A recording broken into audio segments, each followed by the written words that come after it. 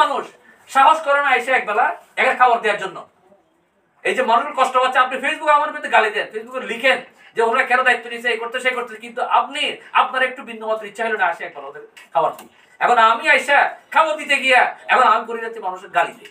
এক বিচিত্র বাংলাদেশ মানুষ এখানে।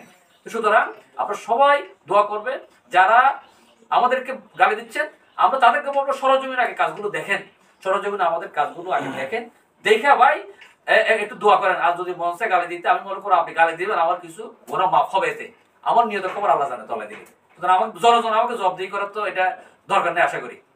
আমরা শামসুল হক ফাউন্ডেশন মূলত আপনাদের মিডিয়া থেকে কিছু রিপোর্ট আমরা পেয়েছিলাম যে ওনাদের কিছু সংকট দেখা গিয়েছিল। এই রিপোর্টগুলো শুনে আমরা মূলত উদ্যোগ নিয়েছিলাম, চেষ্টা করছিলাম এই মানুষগুলোর জন্য সামান্য কিছু খাবার দাবার ব্যবস্থা করতে।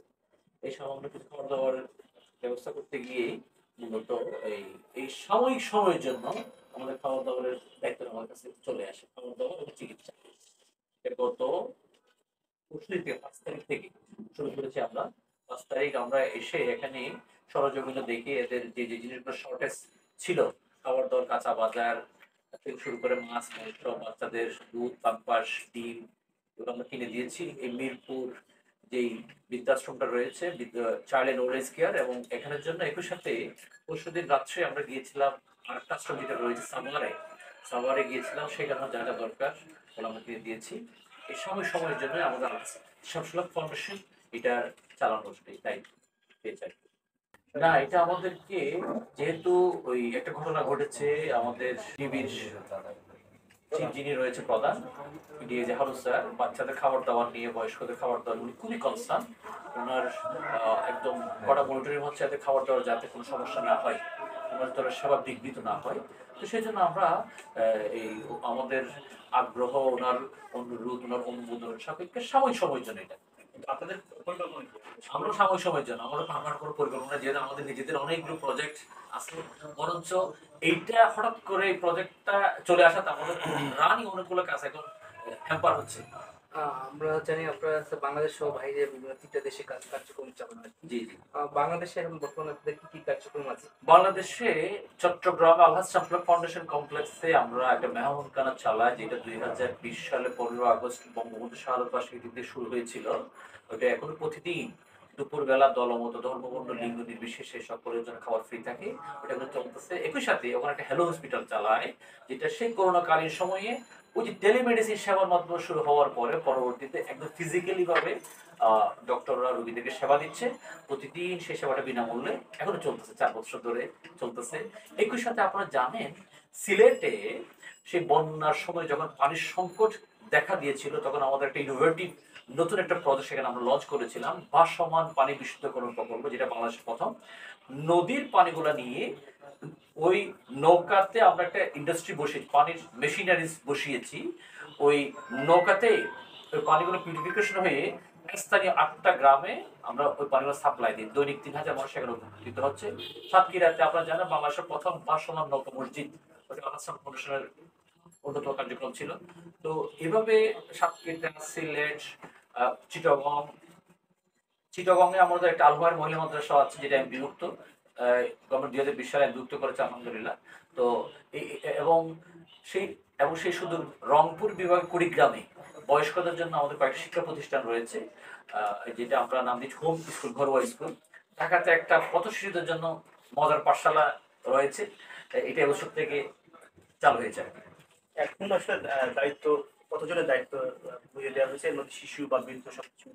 আমরা এই মুহূর্তে যেখানে অবস্থান করছি মিরপুর, এখানে বাচ্চা 5 জন আর নারী পুরুষ মা বাবা মিলে 19 জন, টোটাল 24 জন রোগী। আর যেটা সাভারে রয়েছে সেখানে মা বাবা বয়স্করা পেয়েছে 105 জন, বাচ্চা 133 জন, 133 জন, আর এদিকে হচ্ছে 24 জন। এই দায়িত্বটাই আমরা পেশেন্টগুলোর জন্য নিয়েছি, এদের সাথে আনুষঙ্গিক এদের স্টাফগুলো আছে। আচ্ছা, এখন এই সময় কি কি পরিকল্পনা? দেখুন, একটা যখন ক্রাইসিস হয় তখন দেখা যায় এই মুহূর্তে এই জায়গার মধ্যে কি শর্টেজ রয়েছে ওইটা নিয়ে এগোনো। তা আমরা ওইটা নিয়ে এগোচ্ছি।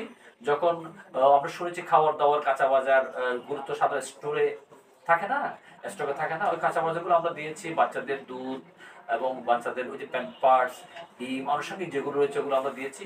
এবং ইতিমধ্যে আমরা ডাক্তার নিয়োগ প্রক্রিয়াও আমরা এক সিদ্ধান্ত নিয়েছি, যেহেতু আমরা এখানে দেখলাম যে প্রেসক্রিপশন পেয়েছি বা ডাক্তারের সিগনেচার নাই। ওই হয়তো ওনারা ডাক্তার আসতেন, কিন্তু আমি রেফার করতে আমরা পাইনি। তো যেহেতু একটা সুষ্ঠুভাবে চালানোর একজন ডক্টর নিয়োগ দরকার, তো আমরা চাচ্ছি একজন ডক্টর নিয়োগ দিতে অ্যাটলিস্ট নির্দিষ্ট সময় পর পর এসে উনি রোগীগুলো আপডেট করবেন। এবং একই সাথে এখানে নার্স সংকট ছিল, এবং আমরা নার্স বাইরে থেকে না নিয়ে ওনাদের আরেকটা আশ্রম যেটা রয়েছে সাভার, ওখান থেকে একজন নার্সকে গতকাল রাতে নিয়ে আসছি। তো উনি আজকে আপনারা দেখেছেন এখানকার যাবতীয় ড্রেসিং গুলো করছেন, সেবাগুলো যাতে বিঘ্নিত না হয়। তো এখানে যখন যেটা প্রয়োজন ওইটা আমরা ইনশাআল্লাহ কাজগুলা চেষ্টা করছি আর কি।